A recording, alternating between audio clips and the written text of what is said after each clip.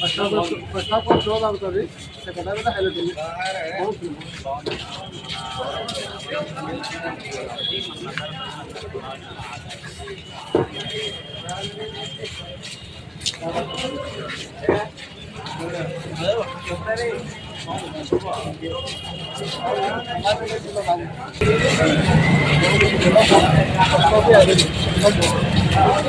మాత్రం భయంకరంగా ఉంది. ఒకవేళ సినిమా ఆడుకుంటే జనాలకు తునికి రాదంతే.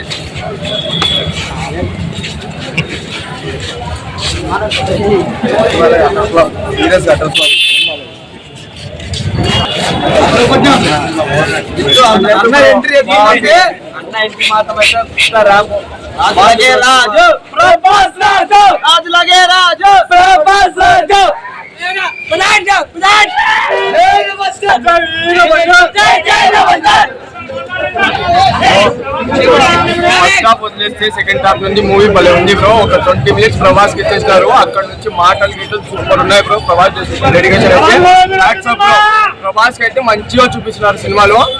ఈ సినిమా ఇటు కొడుతుంది ఓన్లీ ప్రభాస్ వల్ల.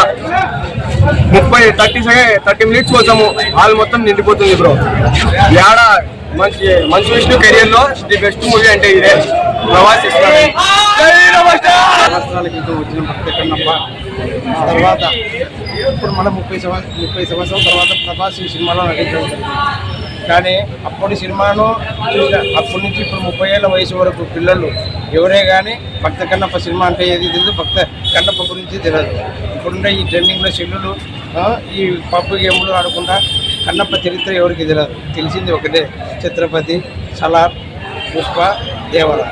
ఈ క్యారెక్టర్లో వెళ్ళిపోయినారు ప్రతి యూత్.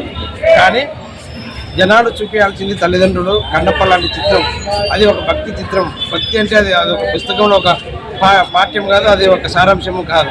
భక్తి అంటే మనం చేసే ప్రతి కష్ట పనిలో అది నెరవేర్చే ఒక పని. మనకు ఏ పని అయితే అయిందో ఆ పనిలో అదే భక్తి. దాంట్లో మనం నెరవేర్చుకున్నామంటే అదే దైవ సంకల్పం అంతే. కన్నప్ప కూడా చేసింది కూడా ఈ సినిమాలో అదే. రుద్ర క్యారెక్టరు ప్రేమతో కూడిన ఒక సారాంశాన్ని ప్రభాస్ దీంట్లో అందించినాడు. అంటే ఒకటి దీని గురించి చెప్పాలంటే ప్రభాస్ గురించి, ఆ రోజు దేవతల క్షీరసాగర మధురాన్ని చిలికినప్పుడు ఫస్ట్ విషయమే వచ్చింది. ఆ విషయాన్ని శివుడు కంఠంలో దాచుకున్నాడు. తర్వాత అమృతాన్ని దేవతలకు పంచినాడు.